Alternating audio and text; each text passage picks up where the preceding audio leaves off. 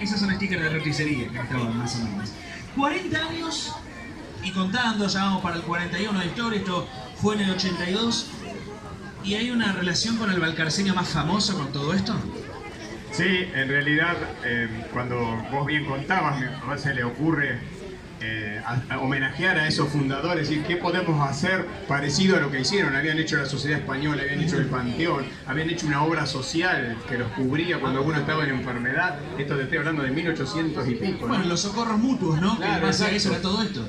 Y entonces, bueno, dice, qué bueno si lo hiciéramos todo, pero en una sola paellera. Y ahí quería contarle dos cosas. Uno, el término. El recipiente con el que nosotros cocinamos también se llama paella.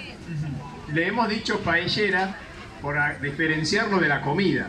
Pero yo recuerdo que la abuela María, que es de donde tenemos la receta, la abuela era valenciana, y le decía a mi abuelo, yo tendría 8 o 10 años, alcanzame la paella que voy a freír unos huevos. Es decir, la paella era el recipiente. Claro. Había una coincidencia, como muchas cosas donde se produce esa coincidencia.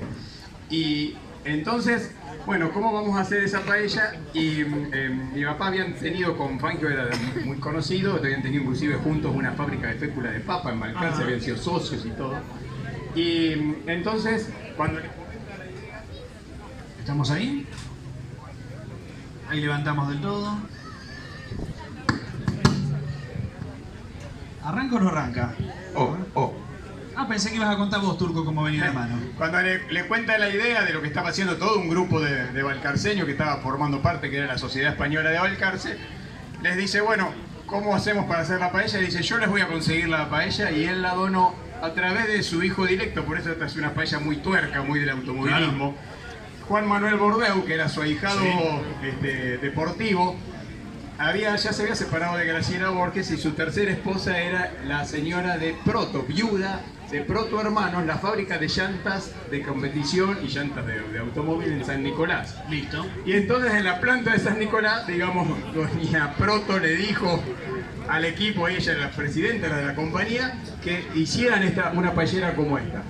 La hicieron, pero como tenía 6 metros de diámetro, porque en esa primer paella fue para 2000 personas, era lo que necesitábamos, no podía venir de San Nicolás a Balcarce cortando la ruta, porque 6 metros de diámetro no entraba en una sola mano.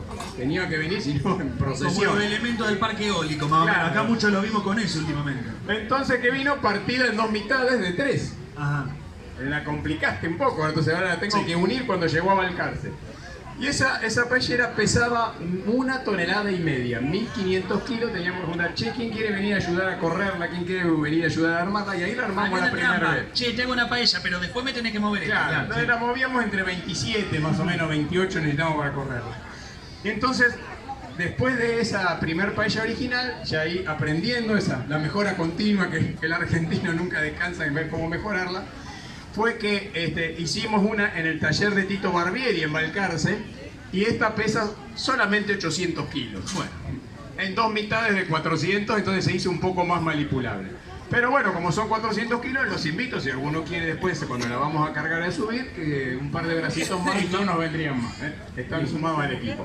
Y así que bueno, ahí nació la paella donada por Juan Manuel Fangio a través de esta historia.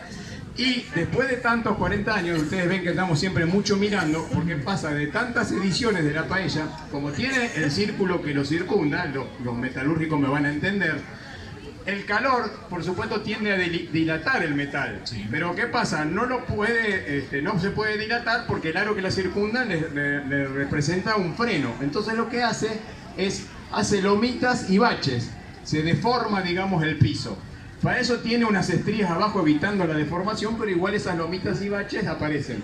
Y esas lomitas se nos ponen un poco más preocupantes cuando tenemos una paella un poco más chica de cantidad con menos líquido.